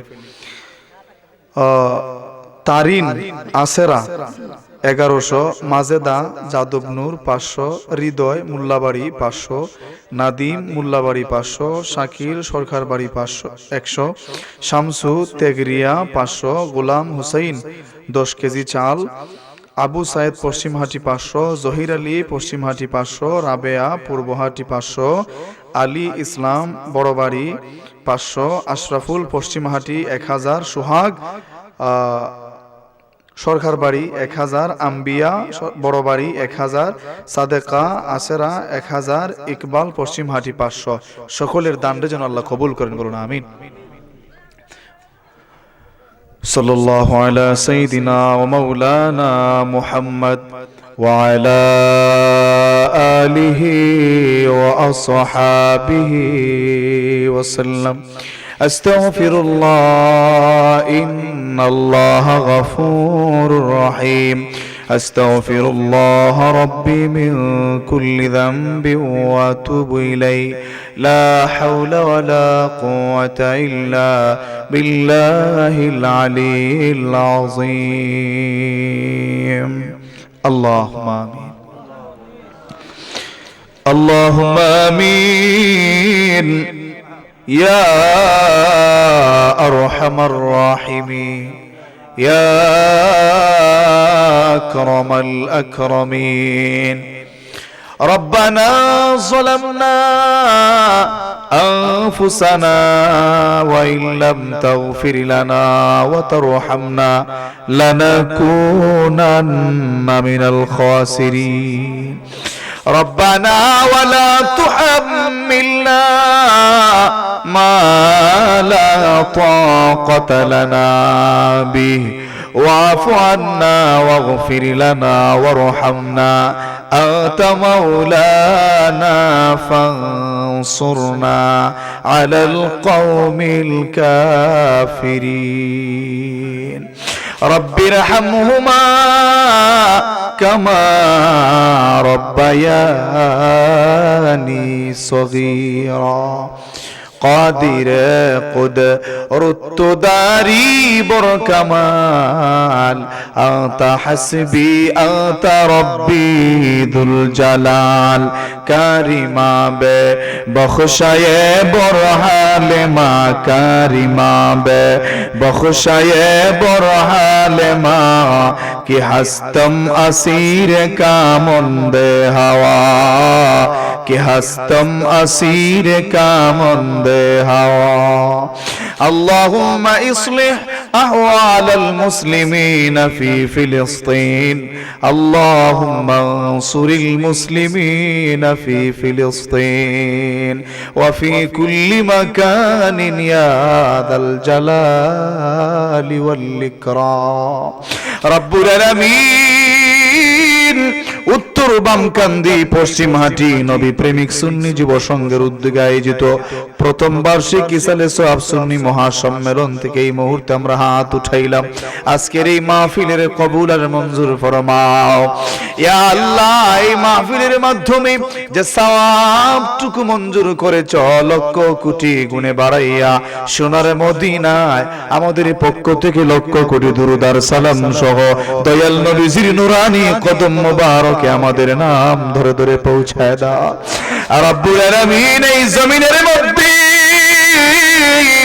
যত আলিয়া উলিয়া গাউস কুতুব পীর মাশায়েখগণ শায়িত আছেন মালিক প্রত্যেকের বারগায়ের হাদিয়াটুকু বকশিশ করে দিলাম কবুল আর মঞ্জুর করে নাও ইয়া আল্লাহ এলাকার যত মুর্দেগান অন্ধকার কবরে শায়িত আছেন গো আল্লাহ তাদের প্রত্যেকের কবর রিয়াদুল জান্নাহ বানায় দাও মানুষ যখন কবরে চলে যায় আর গুনাহ করবার সুযোগ থাকে না রে মালিক তখনও তোমার মাফের সুযোগ থাকে রে মাওলা